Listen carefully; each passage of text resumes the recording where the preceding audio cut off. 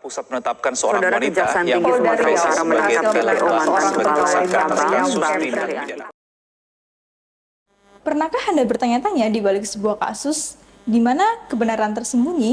Tim Haidis hadir untuk menguak misteri dan mengantarkan kebenaran ke permukaan dalam kompetisi keuangan bidang audit investigatif.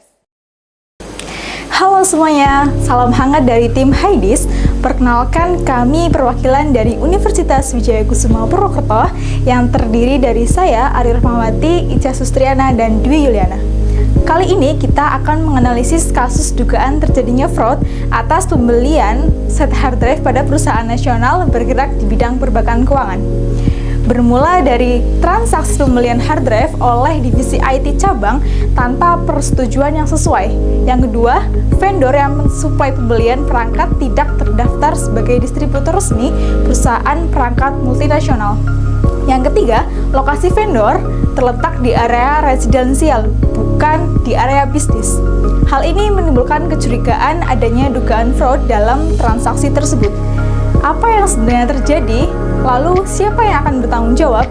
Bersama tim Haidis, mari kita telusuri jejak-jejak tertinggal dan temukan jawaban atas semua pertanyaan yang menyelimuti kasus ini.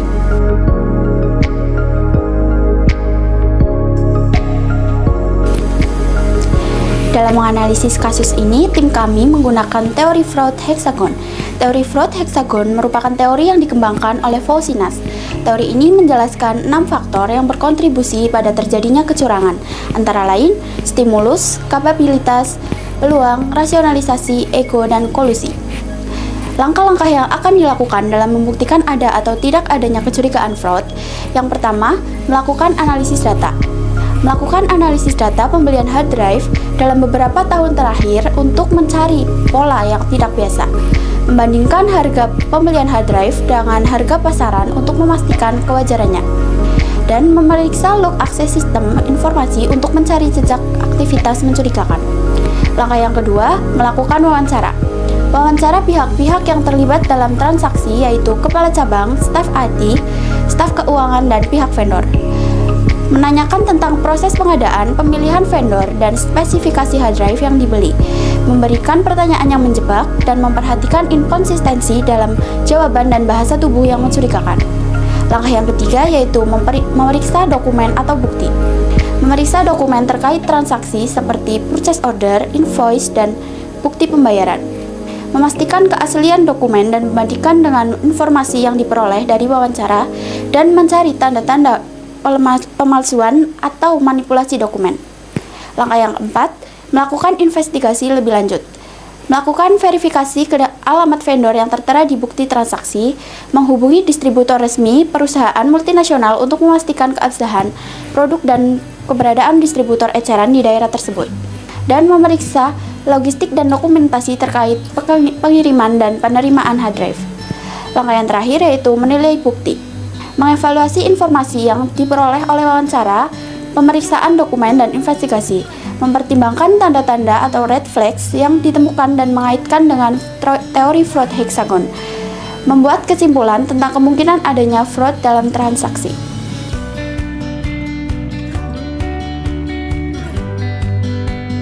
Untuk mengembangkan informasi tersebut, kami melakukan analisis 5W2H, yaitu who, siapa, ada dua pihak yang terlibat, pihak internal dan pihak eksternal. Pihak internal terdiri dari kepala cabang, manajer, staf divisi IT, kepala dan staf bagian keuangan. Yang kedua, pihak eksternal, distributor resmi perusahaan multinasional dan vendor tempat dilakukannya pembelian aset. Lalu, what? Apa? Yaitu adanya dugaan fraud berupa hard drive yang dibeli tidak sesuai dengan spesifikasi yang dibutuhkan.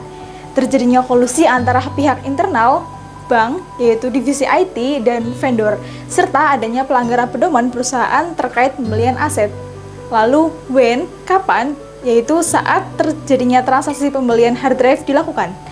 Where, di mana sebuah cabang perusahaan nasional yang bergerak di bidang perbankan keuangan. Why, kenapa? Karena lemahnya pengawasan dan sistem pengendalian internal sehingga memperbesar peluang seseorang melakukan kecurangan. How, bagaimana audit internal menemukan kejanggalan atau terfokus pada sebuah transaksi pembelian aset berupa satu set hard drive yang dilakukan oleh divisi IT cabang tersebut. Lalu yang terakhir adalah how many, berapa banyak. Ada beberapa dokumen yang diperlukan untuk membuktikan adanya fraud, diantaranya voucher transaksi, pedoman perusahaan, dan informasi distributor resmi perusahaan multinasional.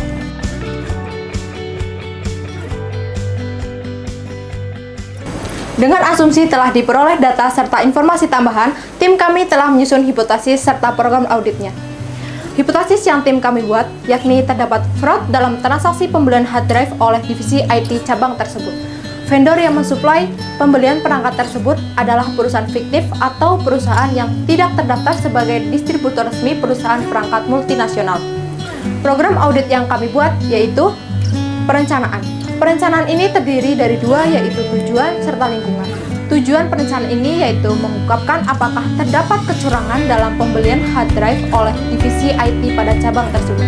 Ruang lingkup perencanaan ini yakni transaksi pembelian hard drive oleh divisi IT, pihak-pihak yang terlibat dalam transaksi, pedoman perusahaan terkait pembelian aset, sistem pengendalian internal yang terkait dengan proses pembelian.